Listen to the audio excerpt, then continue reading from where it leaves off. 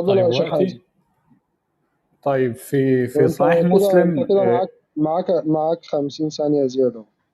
اتفضل. طيب في صحيح مسلم روايات أركان الإسلام اللي أطفالنا الصغار حافظينها، بني الإسلام على خمس. لما نجد النبي صلى الله عليه وسلم يقول في الرواية الأولى شهادة أن لا إله إلا الله وأن محمدا عبده ورسوله، في الرواية الثانية بني الإسلام على خمسة، على أن يوحد الله. يبقى أنت عشان تبقى مسلم تنطق الشهادتين بمعناها اللي هو توحيد الله. المفاجأة بقى في الرواية الثالثة، والثلاث روايات ورا بعض في صحيح مسلم، يقول حديث ابن عمر قال بني الإسلام على خمس، على أن يعبد الله ويكفر بما دونه.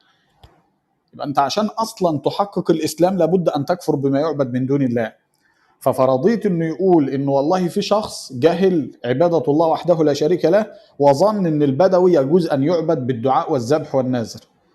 المخالف بيقول انه صار مسلما بنطق للشهادتين المجرد عن العلم والمعرفة، وبالتالي لا يشترط معرفته لاختصاص الله عز وجل بتوحيد العبادة اللي هو توحيد الألوهية، وإنما يجوز أن يشرك مع الله غيره بالدعاء والذبح والنذر والتوجه والقصد وغيره. واحنا بنقول انه لا يكون المرء مسلما الا بان يعتقد وحدانية الله عز وجل في الربوبية والألوهية، ويعتقد البراءة من الشرك والمشركين حتى يصير مسلما.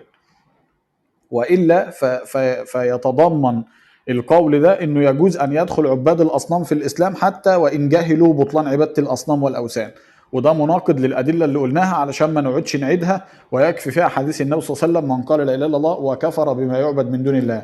المفاجاه ان حتى المخالف بيقول ان وكفر دي اصلا تدخل في مضمون لا اله الا الله، يعني بيقيم الحجه على نفسه اكتر ان مضمون الشهادتين نفسهم تتضمن الكفر بما يعبد من دون الله. طب ما هو ده اللي بنقوله، احنا اصلا ما قلناش ان دي مغايره لدي، هو مدلول لا اله اصلا تتضمن البراءه من كل ما يعبد من دون الله عز وجل، تتضمن الكفر بالطاغوت، وبالتالي لا يكون المرء محققا للا اله الا الله الا اذا تبرأ من الانداد والاوثان والاصنام. والا فالعيساويه من اليهود كانوا ينطقوا الشهادتين، يقولوا لا اله الا الله محمد رسول الله، ولم يدخلهم ذلك في الاسلام لانهم لا كانوا يعتقدوا انه رسول الى العرب خاصه دون بني اسرائيل. فالعلماء لم يثبتوا لهم اسلام بمجرد نطقه. وكذلك التتار لما دخلوا في الإسلام ظاهرا بنطق الشهادتين وكانت عندهم أصنام يعبدوها، ومنهم من كان مجوسيا يعبد النار، لم يثبت لهم إسلام بمجرد نطق الشهادتين لوجود ما يخالفها. الإمام المنذري في الترغيب والترهيب المجلد الثالث صفحة 220 يقول ذهب الطوائف من أساطين أهل العلم إلى أن الإطلاقات التي وردت في أحاديث من قال لا إله إلا الله دخل الجنة أو حرم على النار أن ذلك كان في ابتداء الإسلام حين كانت الدعوة مجرد الإقرار بالتوحيد، فلما فرضت الفروض وحدت الحدود نسخ ذلك، والدلائل على ذلك كثيرة. ثم قال بعدها بسطر وقالت طائفة أخرى لا احتياج إلى ادعاء النسخ في ذلك، فإن كل ما هو من أركان الدين وفرائض الإسلام هو من لوازم الإقرار بالشهادتين وتتماته.